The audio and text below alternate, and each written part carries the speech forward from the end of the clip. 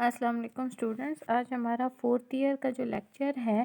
وہ ہسٹری کا وہ ہے مولوی تمیز الدین کیس یا مولوی تمیز الدین کا مقدمہ۔ یہ وہ کیس تھا جو کہ جس کے بارے میں نے آپ کو بتایا تھا کہ اس پر شارٹ کویسچنز آ جاتے ہیں۔ شارٹ کویسچنز کے علاوہ اس پر نوٹ بھی آ جاتا ہے۔ عموماً جو کویسچنز آتے ہیں اس میں اگر شارٹ نوٹ لکھنا ہو تو اس میں مولوی تمیز الدین کیس کے بارے میں آ جاتا ہے۔ آپ لوگوں کو بیک گراؤنڈ کے طور پر میں نے بتا دیا تھا کہ کس طرح جو دستور ساز اسمبلی ہے اس نے گورنر جنرل کے اپنے اختیارات کے ناجائز استعمال پر انہوں نے گورنر جنرل کے اختیارات کم کرنے کی کوشش کی تھی، جس پر گورنر جنرل نے پلٹ کر اس قانون ساز اسمبلی کو ہی ختم کر دیا تھا۔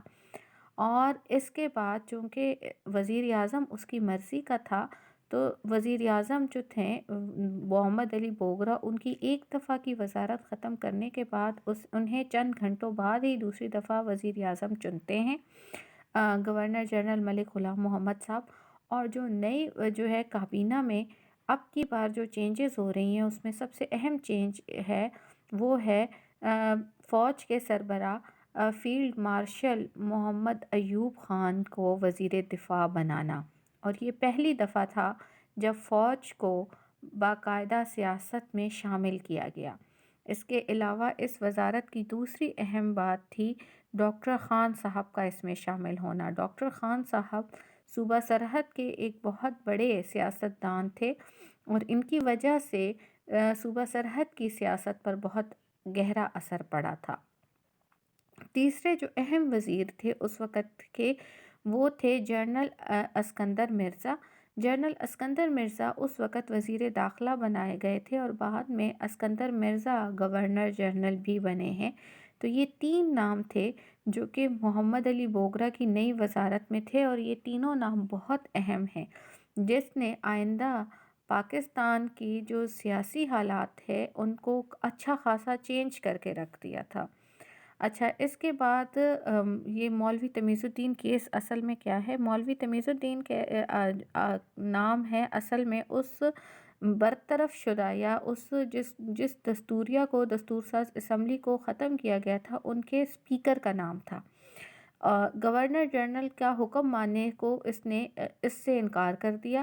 اور اس نے کیا کیا کہ اس کے خیال میں یا اس کا جو موقف تھا یا جو اس نے بات کی تھی وہ یہ تھی کہ گورنر جنرل کو کوئی حق نہیں پہنچتا کہ وہ دستور ساز اسمبلی کو ختم کر دے، کیونکہ دستور ساز اسمبلی کوئی بھی قانون بنا سکتی ہے اور انہوں نے قانون بنایا ہے۔ بہرحال جب اس طرح انہوں نے ماننے سے انکار کر دیا تو اس وقت کے وزیر داخلہ اسکندر مرزا نے جو اسمبلی کے جو گارڈز تھے ان کو اس باقاعدہ یہ ہدایت کی کہ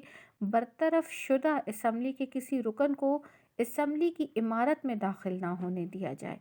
اس طرح عمارت کو خالی کروا دیا گیا۔ مولوی تمیز الدین صاحب نے اس کا جواب یہ دیا کہ اس نے سندھ کے چیف جو ہائی کورٹ تھا، سندھ چیف کورٹ یعنی کہ سندھ کا ہائی کورٹ، اس میں درخواست دائر کر دی کہ دستور ساز اسمبلی خود مختار ہے اور گورنر جنرل اسے معزول نہیں کر سکتا یا اسے ختم کرنے کا کوئی حق نہیں رکھتا۔ سندھ کے جو ہائی کورٹ تھا اس نے جب دونوں طرف کے دلائل سنے تو اس نے مولوی تمیز الدین کے حق میں فیصلہ دیا کہ واقعی میں دستور ساز اسمبلی کی جو برطرفی ہے وہ خلاف آئین ہے، یعنی کہ اس کو دستور ساز اسمبلی کو نہیں ختم کیا جا سکتا اور نہ ہی نئی بوگرا وزارت بن سکتی ہے، یعنی کہ بوگرا کی جو محمد علی بوگرا کی جو بطور وزیر اعظم تعیناتی ہے وہ بھی غیر قانونی ہے۔ اس کا نتیجہ یہ نکلا کہ گورنر جنرل نے فیڈرل کورٹ میں اپیل دائر کر دی۔ فیڈرل کورٹ میں اپیل دائر کرنے کا مطلب کیا ہے؟ فیڈرل کورٹ اصل میں اسلام آباد کے کورٹ کو جو کہ اس وقت اسلام آباد تو نہیں تھا،